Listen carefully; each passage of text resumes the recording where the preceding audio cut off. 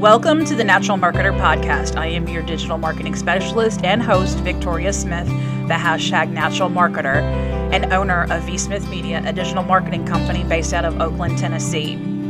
This is a guide to help small businesses create a valuable digital footprint affordably. I believe that innovation makes businesses stronger. I strive to provide solutions that help small businesses thrive, and my core foundation is built for growth, simplicity, and value for every business I partner with. Each episode is a new overview of elements that develop a valuable digital footprint for any small business owner. In this episode, I'm going to introduce you to customer retention, loyalty, and advocacy through relationship marketing to form a powerful trio in the world of branding. Understanding and effectively utilizing these concepts can be the difference between attracting fleeting customers and building a loyal community of brand awareness. Relationship marketing is a strategic approach that prioritizes building strong, long-term connections with your customers over simply making individual sales. It's about fostering loyalty, trust, and engagement. Customer retention is about keeping your existing customers coming back for more, measured by metrics like churn rate, customer loss as we all know it, and repurpose rate. Brand loyalty is a customer's emotional attachment to a brand, resulting in repeated purchases and positive word of mouth. And customer advocacy is when customers are actively and enthusiastically promoting your brand to others, often beyond simple recommendations. Each of these elements is important to relationship marketing because retaining existing customers is significantly cheaper than acquiring new ones. They also spend more of our time increasing customer lifetime value. Loyal customers are brand ambassadors, promoting your brand through recommendations and positive reviews. And advocates or ambassadors provide organic reach and trust, leading to increased brand awareness and acquisition.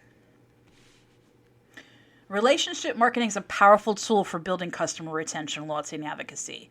It shifts the focus from acquiring new customers to nurturing existing customers and relationships, transforming the dynamic form simply transactional to emotional connected. Remember, effective relationship marketing takes time and effort, but the rewards of building a community of loyal customers are invaluable. Here are the benefits to your brand for relationship marketing. Increased customer retention. Loyal customers are more likely to stick with you, reducing churn and acquisition costs. Higher customer lifetime value is seen. Loyal customers spend more over time as you understand their needs and cater to them effectively. They give positive word of mouth marketing. Happy customers become your brand ambassadors, attracting new customers through trust and recommendation. It increases your brand image. Strong customer relationships build trust and positive associations, strengthening your brand reputation. Loyal customers provide honest feedback, helping you improve your products and services, which is valuable customer feedback. In a crowded market, strong customer relationships can differentiate your brand and build a loyal following. That's the competitive advantage. So now that you understand the importance of relationship marketing and understanding the values of each areas of customer relationship marketing with customer retention, customer loyalty, here's how relationship marketing works. Building retention through personalization. By understanding customers' preferences and needs through data analysis and engagement, businesses can tailor their communications and offerings, making them feel valued and understood, reducing churn or customer loss. Providing exceptional customer service is prompt and helpful support, fosters trust, and encourages repeat business. Proactive outreach based on usage patterns or potential issues demonstrates care and builds confidence. And our most important area, loyalty programs. Rewarding repeat customers or repeat purchases and engagement incentivizes continued patronage and creates a sense of belonging to an exclusive community. This has been done by fostering loyalty. Yeah, it's also a bun. Customer loyalty programs are meaningful engagement. Going beyond product-centric communication to providing valuable content, educational resources, or exclusive experiences makes customers feel invested in your brand beyond just transactions. It's great for community building, creating online and offline communities where customers interact with each other and the brand strengthens emotional connections and loyalty.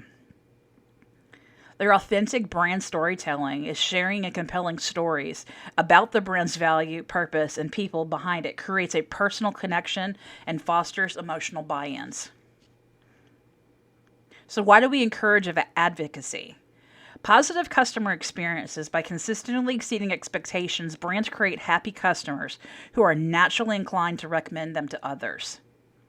It empowers brand advocates, providing tools and incentives for customers to share their positive experiences like referral programs or social media engagement amplifies brand reach and credibility. But it also builds social proof.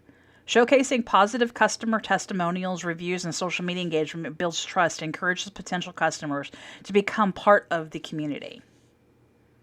But here are some additional benefits to relationship marketing. It provides increased customer lifetime value. Loyal customers spend more and you lose them less, lending to higher long-term profitability. It leads to reduced marketing costs. Retaining existing customers is cheaper than acquiring new ones, making relationship marketing a cost-effective strategy. And of course, it enhances your brand reputation. Positive word of mouth from loyal customers builds trust and attracts new businesses. Remember, relationship marketing is not about offering discounts or perks. It's about building genuine connections with customers. By focusing on creating positive experiences, providing value, and fostering emotional investments, businesses can cultivate loyal advocates who drive substantial growth and success for their future. Here are some strategies to consider. Personalization is excellent customer service, loyalty programs, and excellent offers. Consistent value delivery. Strategy 2.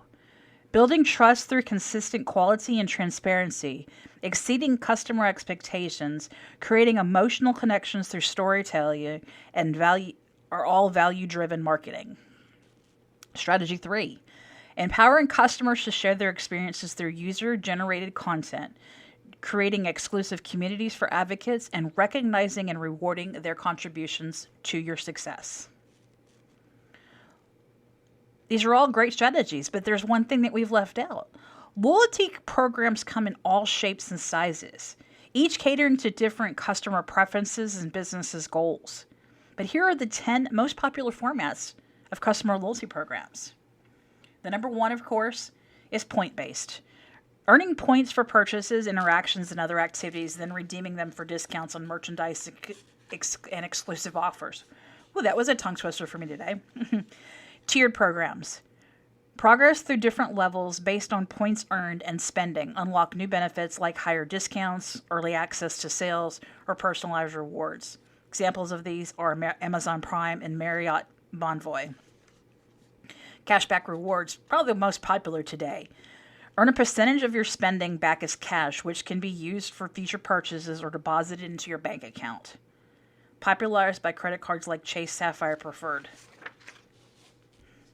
Subscription loyalty programs. Pay a monthly or annual fee for access to exclusive benefits like free shipping, early access to products, and or discounted prices. Think Amazon Prime or Stitch Fix subscriptions. Gamification. Earn points, badges, and other rewards for completing challenges, participating in activities, or achieving goals. Gamification adds a fun and engaging element to loyalty programs. Examples are Nike Run Club and Starbucks gamified challenges. Other ones could include what's that game we all play on Facebook? Candy Crush. That's another gamification type program. Number 6, community-based. Build a community around your brand where members can connect, share experiences, and earn rewards for participation. This fosters a sense of belonging and loyalty. Examples of this are Sephora's Beauty Insider Community and Harley Davidson Owners Group. Number 7, type 7 is coalition. Partner with other brands to offer a wide range of rewards and redemption options. Increases program value and attracts a broader customer base. Examples of this are Capital One Venture Rewards and years with exclusive benefits for a monthly or annual fee. Targets high spending customers and generates recurring revenue. Examples of this are Marriott Bonvoy, Titanium Elite status, Delta Sky Club membership, and of course, American Express. Type number 9, lifestyle. Reward customers for activities beyond just purchases like healthy habits, travel, and charitable giving. This aligns with customers' values and promotes a positive brand image. Examples include Unified Mileage Plus program for donating miles to charities, AARP, rewards for healthy living activities, and of course, a lot of other health insurance programs are getting into this habit as well, especially Blue Cross Blue Shield, and I have Aetna, so I know that it is participating in these type of programs. I get what they call LifeMart discounts by being a member of Aetna, and that gives me opportunities to participate in Fitbit programs, which I do, and it gives me access to very reasonable discounts from other partners as well. Number 10 is influencer and referral. I'm thinking about what to say here because this has become such an influencer type of promotional loyalty program, which is becoming so popular amongst Gen Z because they're all influencers, air quotes. But remember, influencer and referral programs encourage customers to refer friends and families to earn rewards. So in essence, even though they're influencers, they're getting something in return. Hoping that they truly do use the stuff that they promote through their channels. And me, myself, I do affiliate marketing, so I know that there is leverage behind it, but it leverages the power of word-of-mouth marketing. It expands customer reach. So when you think about what I do as a digital marketer, programs like SEMrush, Thinkific, two of my major affiliate brands that I promote, they're valuable to me because not only do I get to promote their brand because I trust them and use them, but it also benefits me in the long run. And you can do the same thing as a small business owner. When you have different programs that you work with, QuickBooks is another one. QuickBooks is a good thing. Most small businesses don't know that they have an affiliate program where you can get $200 a quarter just by announcing on your social media channels that you support them and you're behind their brand. So think about that when you're looking at strategies on, I consider it affiliate income, and it's a little bit. It doesn't keep my doors open, doesn't close my doors either, but it helps me show people the brands that I trust, and I think you can do that as well. So, think about that as a profitable way for you as a business owner. But in the long run, when you're looking at loyalty programs, remember that loyalty programs are based on businesses' specific goals, targeting their audience and industry. You want to experiment and track results and adapt your program to keep customers engaged and coming back for more. So just because you start a program one way doesn't mean you can't add to it down the road. When I was in corporate America, and I talk about that often, I spent 7 years working for a regional discount chain, dollar store and pharmacy chain. They were combined into one business. And I remember us developing our rewards program for our customers because we were rule-based and we were focused on competing with a certain target. And that target was your Family Dollar, and that was also your who's the other one? Dollar General. We were focused on targeting those communities because they were moving in on that market. And then also on the pharmacy side, we wanted to compete against your CVS's and Walgreens that were still growing at the time. And, as we looked into our program, and, I hope some of my former coworkers are listening and they can, relate to this, but what we learned from that experience was a growth strategy, a period of valued customer feedback that we didn't have before. And by doing that, you're going to get those touch points as well. And with us going into a first data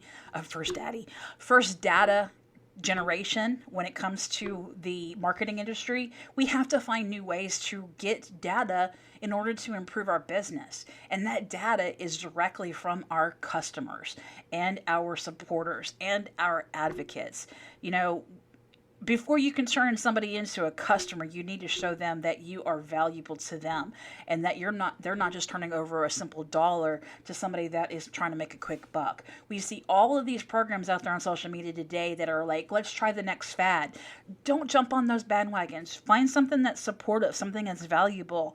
You know, one business that I work with it's one of my clients, and obviously I will support it till the end, is California Urban Life. California Urban Life was created to provide resources and discounted, not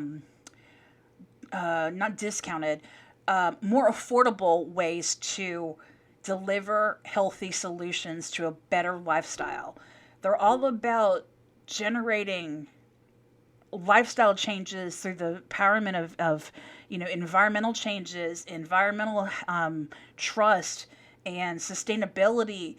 They're valuable because if you're a person that cares not just about your health, but the future of our planet and the future of, how our world is going to be in the next 100 years for the next generation, then you need to jump on them because they show so much resourceful information around their 7 main categories, which is health and beauty, lifestyle, food, and health and I said health and beauty already, baby and children supplies, healthy cleaning, sustainable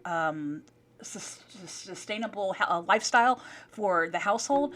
I get tongue twisted whenever I talk about them because I love them so much. But my point is, we developed a program for them that was similar because our biggest competitor, of course, is Thrive Market. But Thrive Market charges you monthly to get discounts. We don't do that because we're part of a co-op, and I say we because he is my partner, and as a relationship, they are my partner. So, I say we because I benefit from them as well. Because he's a co-op, we see the discounts on the front end for the customer. And the customer is happy because not only do they get a more quality product in a better and a quicker way, but it's trusted instead of mass manufactured like some of these other products that are out there. When we started looking at the brands that he wanted to carry and who he wanted to be a part of, he was doing very thorough research and understanding each of the techniques of that brand. And you have to do the same thing when it comes to loyalty. You have to understand what your customer wants, does, and needs. Without knowing that, you're going to be put 10 steps backwards and you're going to be going, why am I not seeing anything in return? So get ahead of it, understand and personalize each touch point. So getting back to, generating relationship marketing with loyalty programs, you want to personalize every touch point. Leverage the data. By analyzing customer purchase history, website behavior, and other data to tailor communications and recommendations and offers to individual customers' preferences. So you're telling them what they want to hear. You're not giving them a whole bunch of other stuff. You're delivering to them what they have been doing, and you're delivering that information based on their history, not some third-party guess of their history. Segmenting your audiences in your email campaigns is another great way of doing this. Group customers based on shared characteristics and tailor content, campaigns, and rewards accordingly. By doing that, you're not wasting that effort you put into sending that generated email blast. You're putting out their information that they want to read, and you know that they will read. And then go beyond names. Use dynamic content such as addresses of your customers based on name, reference their past purchases, and acknowledge their birthdays and milestones. One of the things that we did when I was, again, going back to my corporate America loyalty experience, we always asked for the birthday because not only was that their important day, but we also acknowledged the day that they signed up because their anniversary date was important to us because that gave us value to knowing when their fiscal year was turned over. So it was beneficial to us to have that information as well, besides their birthday. Not acknowledging birthdays and anniversaries and things like that in your rewards program is good. But other things that you can consider is, when they've reached a certain activity count, not just their spending, but think about what they've done. Are they responding to your social media posts? Are they, commenting on your blogs? Are they listening to your podcast? What other interactions are they making that's valuable to you? And that is a huge consideration in this day and age, because we have so many multi-channel outlets available to us that we must understand everything. And take it from me, as a digital marketer that looks at analytics every day in this business for multiple customers, there's a lot of information out there that a lot of people overlook. And unless you understand what you're looking at, you're really just shooting yourself in the foot. Let's just put it that way. But going back to the topic of reference is loyalty programs. Offer valuable content beyond promotions. As I've just said, it goes beyond the dollar spends. Today's society is about relationship building and trust and authorities, and creating educational resources like I said, blog posts, webinars, ebooks that address your customers' pain points and interests establishes yourself as a trusted resource. That's one of the reasons why I created this podcast, because I love talking about the things that I love, which is marketing, and that's where this comes from. So when you hear me talking off in a tangent like I've just done for the last 8 minutes, sometimes it's because I know from experience that these things work and that these things are valuable. It's not just something any general marketer is going to tell you is something you need to think. If you want long-term relationships with your customers, you're going to curate and engage their experiences. I love hosting exclusive events and online workshops, but it's hard to do that when you're so consumed with what you're doing every day. But I offer that to my clients because I see the value in that. So, I always say, if you're selling something, make sure you do product demonstrations to foster a deeper connection. And it shows your brand affinity. It's great to understand that, when you put it in front of somebody, not just on paper, but in a video, a snapshot, YouTube short, something along those lines, you're going to benefit from that. Now, me, I'm not a person that likes to be in front of the camera. I'm still growing at that, and you're going to see more of that from me this year, because I'm finally starting to think that, people need to see my face. They don't just need to hear my voice or read my blogs or see my caricature. They need to see me too. I am a real person. I'm not an AI generated voice, So going beyond just, written recommendations is a great value to you as well. It provides personalized recommendations, suggesting products, services, or other content based on individual preferences. It's just more than that when it comes to purchase history. But getting back on the topic, there's other things that you need to think about when you're working with, loyalty programs. It fosters two-way communication too. When you're thinking about two-way communications, you want to be responsive. Promptly address customers' inquiries and feedback across all channels, email, social media, and chat. Don't just, click that you've read it. Make sure you interact. Encourage interactions. Ask questions, invite feedback, and run polls on social media through and email surveys. I do that often. I don't do that enough, and I probably should do more of that this year, and I will probably. But it lets your customers know that you want to hear their voice. You want to know what you're doing right and wrong. And you need the positive and negative feedback. So make sure you encourage that. Create open communications channels. Offer live chat options, which I have on my website as well. What does it say? Provide dedicated customer support representatives. Now, whereas I am a single marketing company with, outside support channels, I don't have the customer support representatives, but I do have the access to them 24/7. So if you're communicating with me on my chat box on my website, vsmithmedia.com, you're always going to be interacting with me first, and then I will then reach out to my support team. My support team supports me first while I support you, the clients. So understand that. There are different ways of doing that. And you hear more and more small businesses taking on outside representation. If you can, try to avoid it. It has its positives and its negatives. And being as we're such a data-driven and privacy-driven society today, having outside resources to your business is not always a good thing. And so that's why I say be hesitant with third-party resources like that you do not interact with your direct self, okay? Build a community around your brand. Obviously, my community is the digital footprints 101. Through that, you've got your online courses, you've got your blog, you've got this National Marketer podcast, and you've got other forums that I interact with. Obviously, I partner with a radio station, Trim Radio Network, and that's where it also gives me a forum that I can utilize their chat and utilize their live streaming experiences that allow me to connect with different types of people. So it's great. So creating online forums and groups, it provides a space for customers to connect with each other, share experiences, and offer peer-to-peer support. Host social media contests and giveaways. Remember that you always need to include disclaimers when doing that. I always like to put disclaimers in things that I talk about because there are little nuances that not every small business owner knows about. So whenever you host a digital marketing contest or a social media contest or a giveaway, you need to make sure that you make them aware that it's not being sponsored, like say Instagram, LinkedIn, Facebook, what's another, Twitter, X, which is now formerly known as Twitter. So but encourage that. It drives brand efficacy, and it's an interactive way to connect with your followers. Recognize and reward customer contributions. Highlighting loyal customers and on social media, featuring their stories and marketing materials, or even offer exclusive community bets is a great way. And you're going to see a lot of that from me this year now that I finally finish all my case studies with people. When I started this business 7 years ago, it was like, who am I going to really, engage with? And it really came down to small business owners or single service partners, like real estate agents.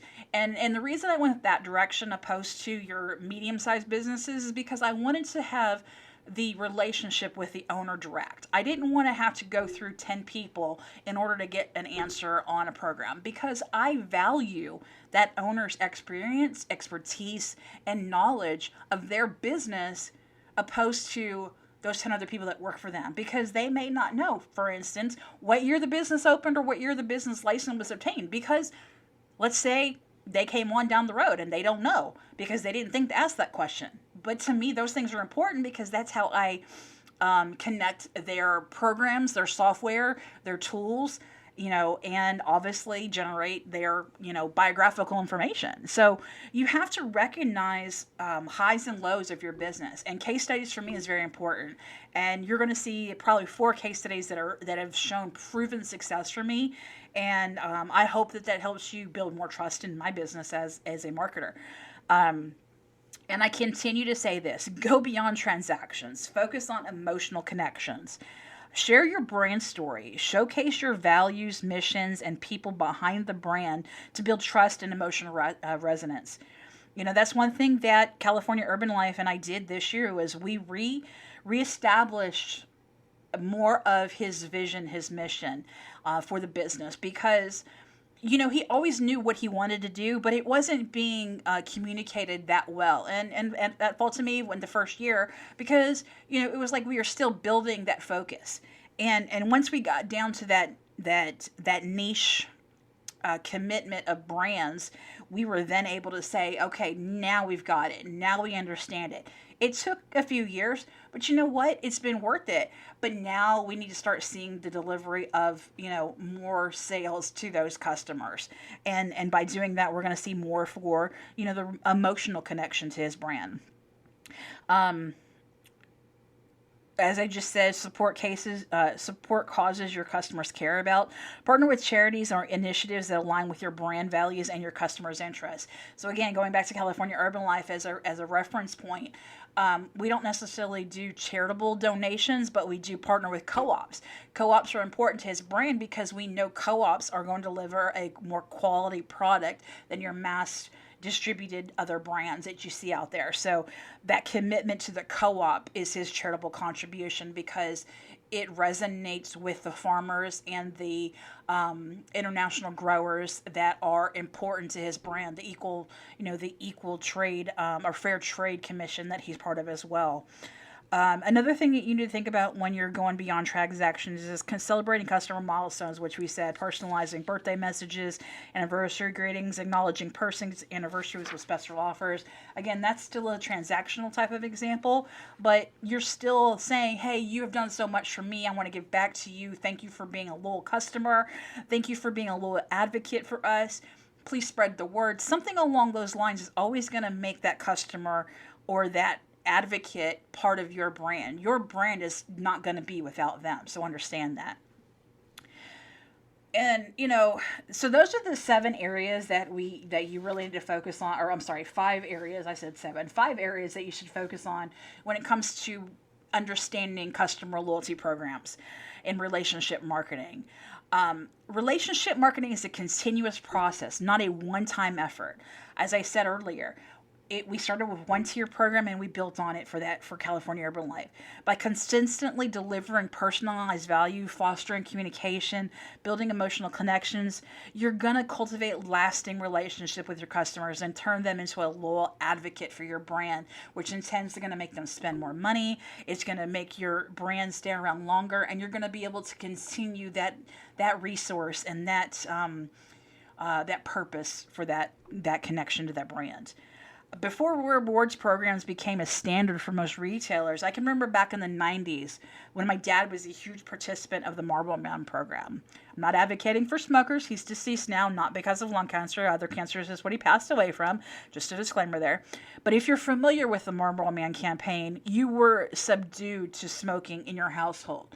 Because the Marlboro Man was for that smoker. The Marlboro Man was for that heterosexual, very manly man. I don't know how to other explain it. The Harley drivers were smokers, and they were the Marlboro Man supporters as well. But now Harley Davidson has their own campaigns. But the thing that was so unique about the Marlboro Man campaign was it wasn't a loyalty program in the traditional sense. It differed from typical loyalty programs in several ways because it didn't offer direct rewards. You had to collect these packaged, like the box tops per se. You had to collect these little stickers on the sides of your Marlboro container or your Marlboro packets, and you had to submit them on like little mail-in rebates, and you would get Marlboro gear. Our entire camping set when I was a teenager was Marlboro Man themed everything. We had Marlboro Man tent. We had a Marlboro Man cantina. We had Marlboro Man plates and dishes, lanterns. Anything you can think about for camping, it was in our camping set as a Marlboro Man. Okay. Loved my dad to death. I hated his smoking, but that's something that he dealt with over his life. Love him to death. Rest in peace. But the Marlboro Man was my first experience with loyalty programs. But the Marlboro Man's not the first known campaign for loyalty. It goes way, way, way, way back farther than that. It's about focusing on an image, not a behavior. It was about the campaign to influence brand perception and purchasing decisions. So they were heavily encouraging smoking their product, which is bad for us now, but back then in the 80s and 90s, it was like everybody was smoking. You saw it on TV, you saw it in the streets, you saw it in restaurants. Now you can't even walk into a restaurant without seeing a no smoking sign or a no vaping sign. And vaping's even worse than smoking, guys. So don't get on that bandwagon. I don't support that. But it shows the characteristics of loyalty programs today, that it's about building customer relationships. It's about creating strong emotional connection with smokers by portraying the Marlboro Man as a relatable and aspirational figure. He was this manly man, like I said. He fostered a sense of community and belonging among the Marlboro smokers. It encouraged brand loyalty, and it was all data-driven marketing because you had to mail in these stamps back to Philip Morris, the company behind Marlboro, of course. And it tracked the customer behavior and preferred preferences and informed the campaign messaging and targeting. It sent you so much junk mail after that, too. I can't remember seeing the mail coming in every day because I got home before him after school. And oh my God, the mail that would come in. Don't forget. They were so on top of that program. The Marlboro Man was probably, in my memory, one of the most successful brand campaigns outside of Nike that if smoking was still allowed or encouraged today, I would see it as a success. So remember, there for a while, traditional loyalty programs, the Marvel Man campaign did not employ some strategies and principles that we share in modern loyalty programs. It was primarily focused on brand image and emotional connections rather than offering direct rewards for customer engagement. Again, not focusing on spending. It is important to note that the Marlboro Man campaign is now widely criticized for its harmful effects, glamorizing smoking and contributing to negative health consequences. Its marketing tactics, while effective in building brand loyalty at this time, are no longer considered ethical and acceptable in today's environment. And I stress that because when you're looking at things like the alcohol companies, they must remember to require an age limitations, and smoking has age limitations. Even gambling, that we're seeing a huge influx of commercials for, you still have to be 18 to do all these things. But it's being heavily promoted through all these different networks like social media, which is widely spent on by teenagers. So why are they allowed to use these channels? I question that as a marketer, and I will continue to question that. So remember that when you're thinking about it.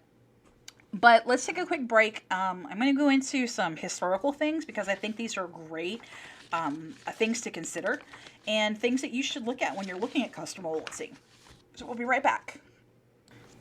And welcome back. So we've been on such a high energy episode this week. I'm loving this. So, remember that when we're talking about loyalty and brand awareness and relationship marketing and all these different things, it started somewhere. Why did I get into marketing? It is always asked, is a question that's asked of me. And I always say, because I've always wanted to be involved with the creation of something great. I started out in communications and journalism because I wanted to be that voice. But marketing has become my voice. Marketing has become my creative outlet for doing things that I love and enjoy. Graphic design is where I started, as I've told you all before, but it has grown so much over the years, and my education and my knowledge base has grown so much because of the different people that I work with. And just like my education and my experience, customer loyalty began somewhere. So here's some fun facts. So it was hard to determine the first recognized rewards program in the U.S. because there are so many different types of programs that emerged and evolved over time. But did you know one of the longest strong contenders was the Green Shield Stamps program developed in 1894? So if you don't know what Green Shield Stamps were, it was widely considered a forerunner by modern loyalty programs because it was introduced in 1894 by Sperry and Hutchison. Instead of cash discounts, customers received redeemable stamps with each purchase, which could be later exchanged for a variety of merchandise in a dedicated catalog. This marked a shift from immediate price reductions to a loyalty-based system with delayed gratification and broader reward options. Now, isn't that weird? So 1894, guys. So in 1894, they were thinking about customer loyalty long before we were. Another one that started before my time, because I'm only 44. I'm still a baby to some people, but airlines' frequent flyers programs actually started in 1970s. While airlines' credit cards with travel rewards existed earlier, the launch of American Airlines' AA Advantage program in 1981 is often credited as the birth of modern frequent flyers programs. This system rewarded passengers with miles based on flight distance or ticket cost, redeemable for free flights, upgrades, and other travel packs or travel perks. It revitalized customer loyalty in the travel industry and sparked similar programs across airlines globally. Now, it says that it started in 1981, but it says that it dates back to 1970. So I'm assuming that means that they established it. So I'm making note of that because I'm gonna reference back to it at a later date because I'm questioning that timeline. Another one that it's actually still alive today is Betty Crocker Box Top program, established in 1929. Okay, if you don't know about the box type program for education, you are like not a parent, or you're not even involved in nonprofits, because this program, I remember collecting these in junior high so we could get computers for school, because that was when we were first getting computers in schools. That was when the first Mac was introduced in our schools. And oh my God, the Mac computer was the best thing in the world back then. Today, not so much. But back then, they were so cool because it was like the greatest thing in the world. Okay, and then American Online came about. In 1929, as I said, it offered recipe booklets and other household items in exchange for proof of purchase, the box tops from Betty Crocker products. This program stood out as its focus building on brand affinity and community through valuable resources rather than solely offering price discounts. Therefore, depending on whether you prioritize their earliest form of customer rewards, the Green Shield program, or the airline's frequent flyers programs, non-monetary rewards like the Betty Crocker Box Top program are all contenders for the first recognized loyalty programs in the United States. And like I said, Betty Crocker's Box Top program is still running today because now you collect the box tops so they can get computer equipment in their schools. So it still continues. Ultimately, the evolution of rewards programs has been driven by changing needs for both businesses and consumers. While Green Shield stamps may lay claim to the earliest form of reward, the success of programs like AA Advantage and the Betty Crocker Box Top program demonstrated the growing importance of fostering customer loyalty and engagement through strategic incentives and non-monetary benefits. So, going back, what did we talk about? We said it goes beyond the dollar amount. I love the idea of the box top program because you're giving back to your kids' future, your education. I love that program.